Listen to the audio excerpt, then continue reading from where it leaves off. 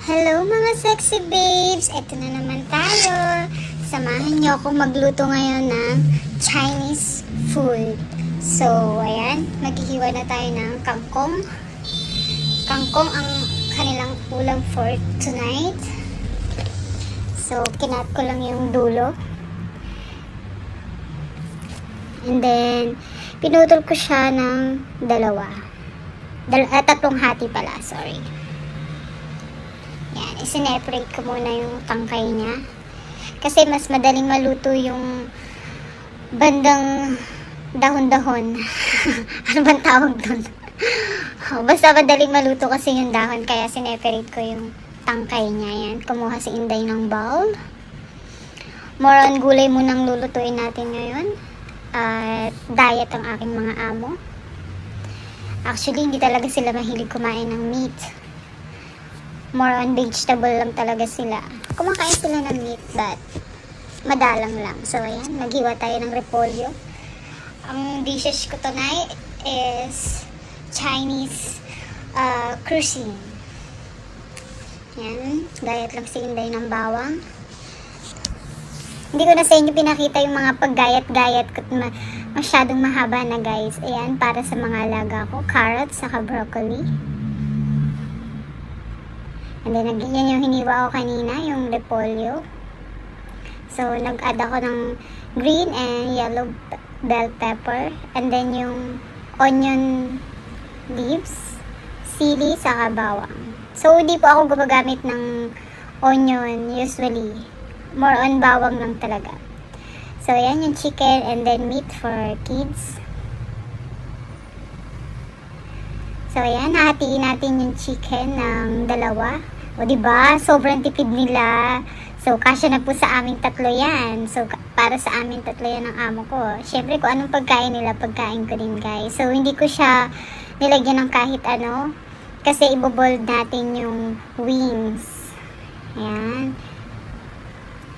Yung meat, tsaka yung broccoli, it's for kids.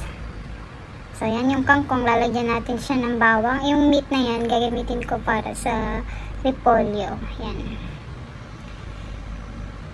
So, tara, let's start! Yan, nag-boiled ako ng tubig. Tapos, nilagyan ko siya ng 3 slice ng ginger.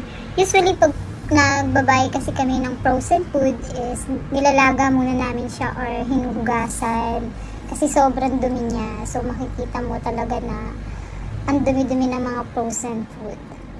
Ayan, boboiled ko lang siya ng 3 minutes hanggang sa mahugasan, hanggang sa kaloob-looban ng kanyang buton. Charis. Parang yung mga masasamang ugali dyan. Ah! Sino ite? Charis lang. Wala naman. Eme lang. Ayan, mga sexy babes. Nalagay na ng mantika ang inyong Inday. So, ipipilito ko na yung binold ko kanina na wings. Para mas madali kasi siyang maluto, pinapride ko talaga yung wings. Pero hindi yung lutong-luto, yung medium cook lang. So, yan, naglagay ako ng bawang. Yung mga ginagawa ko na yan, usually guys, napapanood ko lang din sila sa YouTube. I'm not expert for cooking, kasi hindi naman talaga ako mahilig magluto. Ayan, nilagay ko na. Pinagsabay-sabay ko na sila. Kasi mabilis na luto yung bawang. And then, pag kasi sumobra siya ng luto, na-overcook yung bawang, mapait, diba? Kaya yan. Mild lang talaga ako magluto. Pati yung mga gulay nila is half cook lang. Yan, naglagay ako ng Chinese wine. Chinese cooking wine. Usually, hindi sila yung iba hindi naglalagay niya. Pero ako talaga naglalagay. Naglagay po ako ng dark soy sauce. Kasi yun yung napanood ko sa YouTube. And then, naglagay ako ng konting oyster. Yung, hindi ko na sila sinusukat kasi, syempre, tansya-tansyahan yan. Kung madalas na ako nagluluto ng ganyan, hindi ko na sila ini-scoop-scoop. Ayan yung matamis na toyo. And then, minix ko lang sila for 3 minutes. Hindi ko na din sila napakita sa inyo kung paano ko siyang minix. And then yan, naglagay ako ng konting sugar.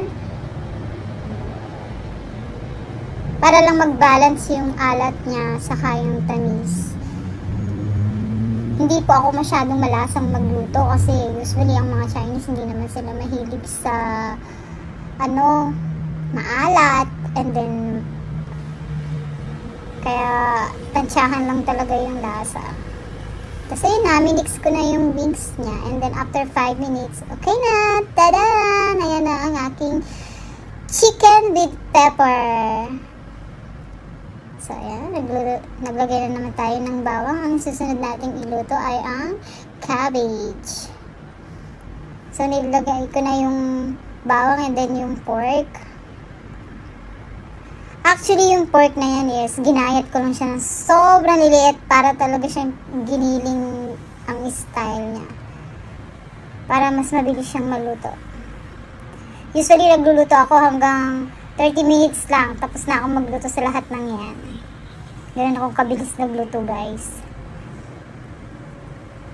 Kasi yung mga pork na yan, ayan, naglagay ako ng bawang. Sorry, interrupt. Konting yung toyo, and then konting seasoning to balance the taste lang din, and then a little bit of oyster. Sa mga sa mga bago dito na walang experience sa pagluluto, ayan guys, panoorin nyo lang yung luto ko. Panalong-panalo yan, palong-palo. Hindi naman, charis lang. Pag mga bago lang kayo dito sa sa Macau or sa Hong Kong, try nyo lang manood ng mga YouTube. Matututo kayo magluto ng Chinese food. Kasi kung sasabihin mo hindi ko to kaya, wala akong alam sa pagluluto, tsatsawla ka talaga ng amo mo. Kailangan aralin mo din yung mga pagkain nila. Dati, first time ko sa mga amo ko is wala naman talaga akong alam. Hindi naman din ako marunong magluto. At saka, ayun, konting linis-linis lang. Kasi hindi naman din sila maarte sa luto, and hindi rin sila maarte sa linis. As long as masarap yung luto ko, goods na yan. Ayan. Lagi niyong tatandaan, guys, iba yung pangsandok ng pantikim sa panghalo ng mga pagkain nyo, ha? Kasi ayaw na yan dyan ng Chinese, lalo na kung may CCTV sa kitchen nyo. Nakikita nila yan. And then, yung hair nyo, kailangan nakatali yan pag magluluto kayo. Kasi siyempre, di ba, may mga buhok na sabit-sabit. Ayan, lagyan na nihintang yung cabbage. And then after 5 minutes, okay na yan. Ayan, charan. Tsaka naglagay ako dyan ng spring onion. Alam nyo po yun, yung tangkay ng sibuyas. Yun yun. Charan, luto na ang ating cabbage with fork. Chinese cabbage with fork. Yan, ganyan siya. O, diba? Sarap. Take note, masarap yan. And then, the third recipe is for kids. Usually, pinapride ko lang talaga yan yung mga nilalagay sa mga hotpot na pork. Ayan, saglit lang talaga yan. At luto na yan.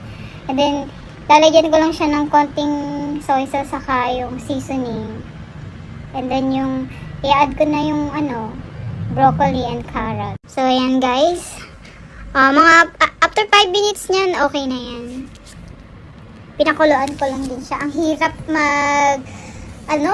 mag-record nang hawak-hawak ko pa ang cellphone at ang aking kamay. Ay, ang cellphone. Lagay tayo ng bawang. Ito na yung pinaka-last, yung kangkong. Naglagay lang ako ng konting soy sauce. And then, konting oyster. Konti lang yan. As in, patak lang. Kasi sobrang lasa niyan. Usually kasi huwag masyadong malasa pag sa gulay. So, ayan na. Inuna ko talaga siyang i-fry. Yun yung sinasabi ko na, pangmalakasan technique. Oh, sarap. Paborito nila yan. Kangkong. Kangkong with oyster yan. O, tiyada. Yan ang kanilang dinner. It's ready to serve. Happy tummy. Thank you mga sexy babes sa aking pagbablog. Susunod kayang-kaya ko na to. Tadan! Bye-bye! Ngayon ay susundo naman na tayo ng ating mga alaga. Yan, nag-ayos na si Inday. Siyempre, nag-lepestek muna tayo. Tapos, ayan, left shiner. Okay na yun. Bye-bye. Susundo na ako, guys. Ingat.